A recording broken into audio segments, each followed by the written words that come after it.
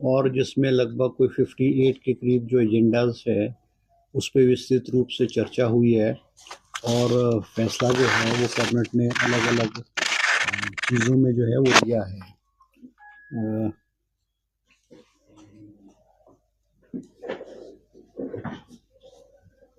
इसमें medical college हमारा जो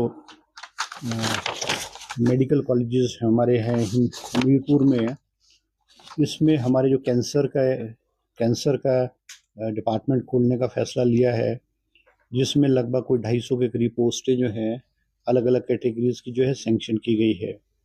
इसी तरह से मेडिकल कॉलेजेस, हमारे जो मेडिकल कॉलेजेस हैं, चाहे जिम्सी है, टांडा है, चंबा है, हमीरपुर है और नाहन मेडिकल कॉलेज है, वहाँ पे जो टेक्निकल स्टाफ है उनकी बहुत शॉर्टेज थी। जैसे रेडियोग्राफर है, ओटीएस थे, फार्मासिस्ट थे।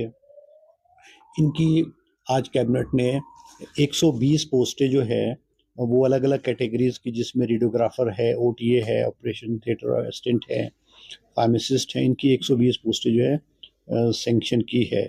इसी तरह से 2 पोस्टें जो हैं वो असिस्टेंट प्रोफेसर की जो है आईजीएमसी में, डिपार्टमेंट ऑफ हॉस्पिटल एडमिनिस्ट्रेशन, इसमें भी 2 पोस्टें सैंक्शन जो है कैबिनेट ने की है।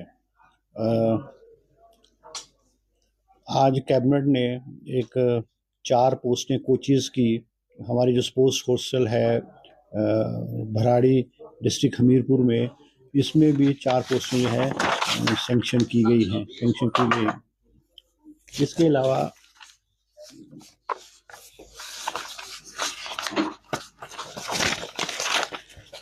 इसके अलावा हमारे हमारी जो है सोशल सिक्योरिटी पेंशन है, उसमें भी अमेंडमेंट किए गए हैं।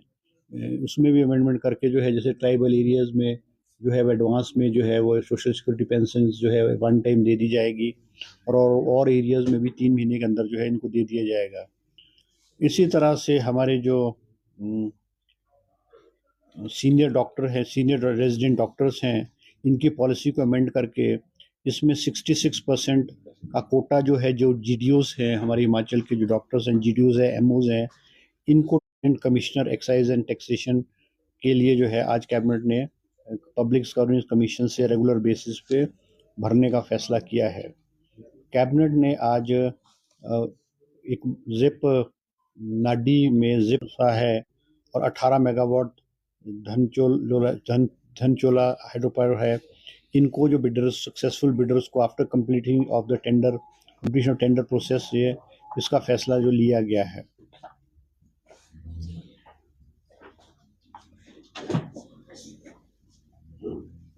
इसके अलावा cabinet also gave its approval to adopt the national policy on geothermal energy to facilitate the exploration and development of untapped geothermal energy resources in the state.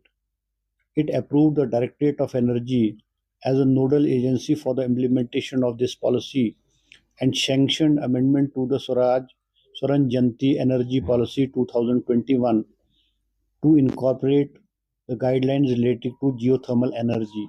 जैसे हमारे ये गर्म पानी के सोर्सेज हैं, मणिकरण में है और तत्ता पानी में है, ये 4 जगह हमारे इस टाइप के सोर्सेज हैं। तो जो ये हमारी जियोथर्मल एनर्जी है, इसको किस तरह से जो है टैप किया जाए, उसके लिए जो है सरकार ने आज फैसला किया गया है। इसके अलावा कैबिनेट ने 11 पोस्टें जो हैं 11 पोस्टें जो है वो residential institute of mentally challenge children Hiranagar Shimla में सैंक्शन की है इस इंस्टीट्यूट के लिए।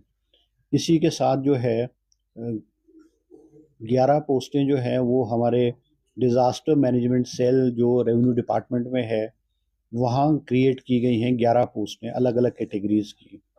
और कैबिनेट ने आज रेवेन्यू डिपार्टमेंट में भी 6 पोस्टें जो हैं तहसीलदार्स की जो है वो सैंक्शन की है, जिसको कि direct recruitment through public service commission जो है किया जाएगा। इसी तरह से क्योंकि बहुत सारे केसेस जो हमारे रेवेन्यू में जैसे डिमार्केशन के हैं या तकसीम के हैं या अलग अलग जो रेवेन्यू के हैं, रेवेन्यू कोर्ट्स में है, स्टाफ की कमी होने की वजह से जैसे तहसीलदार नहीं है, नायब तहसीलदार की शॉर्टेज है, कानगोज पटवारी की शॉर्टेज है। तो आज गवर्नमेंट ने, कैबिनेट ने फैसला लिया है कि जो रेवेन्यू ऑफिसर्स हैं, पटवारी हैं, कानगो है, नायब तहसीलदार है, जो रिटायर्ड हैं, इनको री एंगेज किया जाएगा ऑन एन फिक्स अमाउंट, ताकि ये जो डिस्पोजल है, रेवेन्यू के जो केसेस का डिस्पोजल है, और लोगों को जो है तुरंत राहत मिले, इसके लिए आज कैबिनेट ने ये फैसला लिया है। इसी तरह से कैबिनेट ने आज 4 पोस्टें junior engineer JEs horticulture as job trainee in the public works department जो है उसको भी, वो भी स्वीकृत की है। इसी तरह से 4 पोस्टें जो हैं वो हमारे स्पोर्ट्स कोच बरहाड़ी, तो मैंने आपको बता दिया है। कैबिनेट ने एक और फैसला किया है, क्योंकि हम हिमाचल प्रदेश में स्टाफ नर्स और असिस्टेंट स्टाफ नर्स जो है बहुत बड़े पैमाने में रिक्रूट की जा रही है, और रिप्रेजेंटेशन मुख्यमंत्री जी को आया कि जो नर्सिस में पहले था कि एज थी 18 ईयर्स, एज थी हमारी 21 ईयर्स टू 32 ईयर्स हुआ करती थी, और पिछले बहुत लंबे अरसे से नर्सिस के रिक्रूटमेंट नहीं हो पाई है, बहुत कम हुई है। तो रिप्रेजेंटेशन था कि इसकी एज लिमिट को बढ़ाया जाए, इसलिए आज कैबिनेट ने इस नर्सिस की जो रिक्रूटमेंट है उसमें एज लिमिट को 18 साल से बढ़ा करके 45 साल कर दिया गया है जनरल कैटेगरीज के लिए, और ST SC STs और OBCs को 5 साल का और इलेक्शन देने का फैसला किया गया है। इसी तरह से हमारी जो ये इंडस्ट्रियल पॉलिसी है, हिमाचल प्रदेश की इंडस्ट्री पॉलिसी है, जो 2019 में लागू की थी, 5 साल के लिए थी, वो 31 दिसंबर 2025 को ख़त्म हो गई है। जब तक नई पॉलिसी नहीं बनती, आज कैबिनेट ने इसको 31 मार्च 2026 तक एक्सटेंड करने का फैसला लिया गया है। इसी तरह से हमारा जो इंस्टीट्यूट था, स्पेशल एबिलिटीज़ इंस्टीट्यूट दिल्ली में, जो एक NGO के माध्यम से चलाया जा रहा था, उसको भी आज गवर्नमेंट ने उसको टेक ओवर करने का फैसला किया है, और अब गवर्नमेंट सेक्टर में इसको जो है गवर्नमेंट सेक्टर में इसको कल किया जाएगा। इसी तरह से सरकार ने आज स्टैंडर्ड ऑपरेशन जो है procedure cum guidelines for recruitment of creche workers and creche helpers in the state, इसमें भी अनुमति प्रदान की है, और राउंड अबाउट 152 क्रेंचेस जो हैं वो खोली जाएंगी, जिसमें एक क्रेंच वर्कर और एक क्रेंच हेल्पर जो है वो रिक्रूट की जाएगी, और क्रेंच वर्कर को 5,000 के करीब सैलरी दी जाएगी, और क्रेंच हेल्पर को शायद 3-3.5 हज़ार के करीब जो है सैलरी दी जाएगी। इसी तरह से हमारे जो एयर कनेक्टिविटी है, जैसे आप जानते हैं एयर कनेक्टिविटी बहुत कम है, और शिमला वाला एयरपोर्ट पिछले कुछ समय से बंद पड़ा हुआ था। अलायंस एयरलाइंस के साथ हमारा जो करार था वो ख़त्म हो गया था, और हमारे सिविल एविएशन डिपार्टमेंट और टूरिज्म डिपार्टमेंट के ऑफिसर ने नेगोशिएट करके इसको दोबारा से चालू करने के लिए जो है नेगोशिएशन किया है। इसी आधार पे जो है शिमला दिल्ली और शिमला धर्मशाला की जो फ़्लाइट्स हैं, इनको जो है दोबारा से शुरू किया जाएगा, और जो VGF जो है, जो फंडिंग जो स्टेट गवर्नमेंट जो है इन एयरलाइंस को देगी, उस पर भी आज कैबिनेट ने जो है अपनी अनुमति प्रदान की है। इसी तरह से कैबिनेट ने आज फैसला लिया है construction of new ice skating ring in Shimla, जो कि टूरिज़्म डिपार्टमेंट के माध्यम से एक खूबसूरत हमारा आइस स्केटिंग रिंग जो इंटरनेशनल स्टैंडर्ड का होगा, तो वो बनाया जाएगा।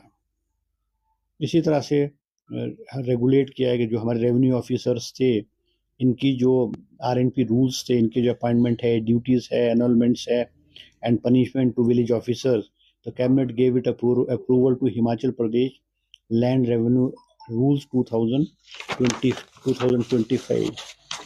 इसके अलावा आज एक महत्वपूर्ण फैसला कैबिनेट ने जो लिया है, वो हमारे फूड जो हमारे स्टेट फूड न्यूट्रिशन पॉलिसी जो है, वो आज उसको अनुमति प्रदान की है, जिसमें क्योंकि हमारे यहाँ जो हमारे पास आटा है, चावल है, दाल है, या मसाले हैं, या जो भी हम चीज़ें लेते हैं और वो स्टेट से बाहर से आती थी, उनकी जो क्वालिटी चेक करने की, क्या वो खाने लायक भी हैं, या उसमें कितनी एडल्ट्रेशन है कि नहीं है, या क्या क्या उसमें होना चाहिए, वो नहीं था। आज कैबिनेट ने एक फूड सेफ्टी लैब कंडाघाट में खोलने की स्वीकृति प्रदान की है। और वो फूड सेफ्टी लैब जो कंडाघाट की होगी उसमें 26 पोस्ट जो है अलग अलग कैटेगरीज की जो है वो सैंक्शन की गई है, ताकि हिमाचल प्रदेश में जो भी बाहर से प्रोडक्ट आते हैं उनकी सैम्पलिंग हो, उनकी चेकिंग हो, उनमें किस तरह का प्रोडक्ट्स हैं, उसमें कितनी प्योरिटी है, ये सारी चीज़ें जो है चेक की जाए। तो ये कुछ डिसीजन जो है आज कैबिनेट ने जो है वो लिए हैं। इसके अलावा कोई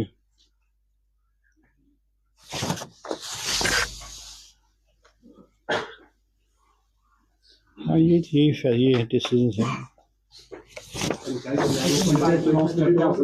नहीं, पंचायत चुनाव के बारे में जो है कोई चर्चा नहीं हुई है, मगर ये बात है कि वे पंचायत के चुनाव जो डेट हाई कोर्ट ने फिक्स की है अप्रैल में, उससे पहले पहले होंगे। और चर्चा नहीं हुई, अनऑफिशियली है कि भाई मुख्यमंत्री जी ने कहा है कि जो भी डेट है उसके मुताबिक जो है तैयारी जो है डिपार्टमेंट जो है करेगा। सर हाई कोर्ट के आदेशों की पालना की जाएगी, चुनौती नहीं दी जाएगी?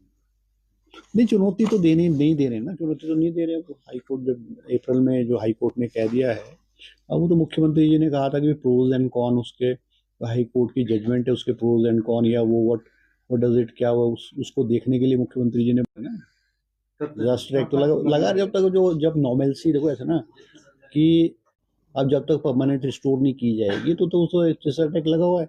अब उसका मतलब ये नहीं कि डिजास्टर एक्ट लगा हुआ है तो पंचायत के चुनाव नहीं होंगे, आप इसको डिजास्टर एक्ट को पंचायत के चुनाव से जोड़ रहे हैं, ऐसा नहीं है। सर सीएम साहब ने खुद स्टेटमेंट दी थी, देखो सीएम साहब ने क्या मायने ये कोर्ट से पूछा नहीं, चलो देखो वो अलग विषय है, मगर जो आज कैबिनेट में चर्चा हुई, अनऑफिशियल कोई एजेंडा नहीं था ये, it was unofficially discussed and chief minister has clearly said कि पंचायत चुनाव जो है अप्रैल की जो डेडलाइन है उससे पहले पंचायत के चुनाव हो जाएंगे। और मुख्यमंत्री जी ने जो आरडी मिनिस्टर है उनको भी कहा है कि जो भी औपचारिकताएं हैं या जो भी इन चुनाव को संबंधित है वो डिपार्टमेंट वो पूरी करे। तो चुनाव जो है पंचायत के चुनाव 30 अप्रैल से पहले पहले हो जाएंगे as per the directions of the high court judgement. उसमें हो गया, उसको तो कोई बात ही नहीं। बजट सत्र तो अभी तो होना ही नहीं ना, अभी तो जनवरी का महीना है ना।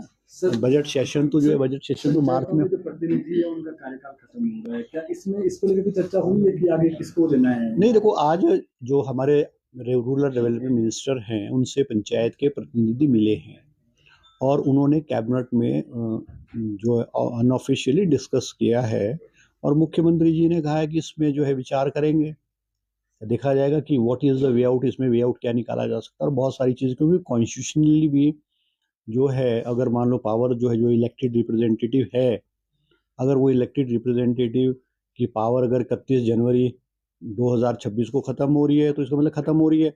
अब वो अध्ययन लीगली तो अध्ययन करना पड़ेगा ना, can this power be given to pradhan और नॉट। अब बहुत सारे स्टेट्स ऐसे, हरियाणा में 2 साल चुनाव नहीं हुए, बहुत सारे स्टेटों में नगर कॉरपोरेशन नगर निकाय के चुनाव नहीं हुए, पंचायतों के चुनाव नहीं।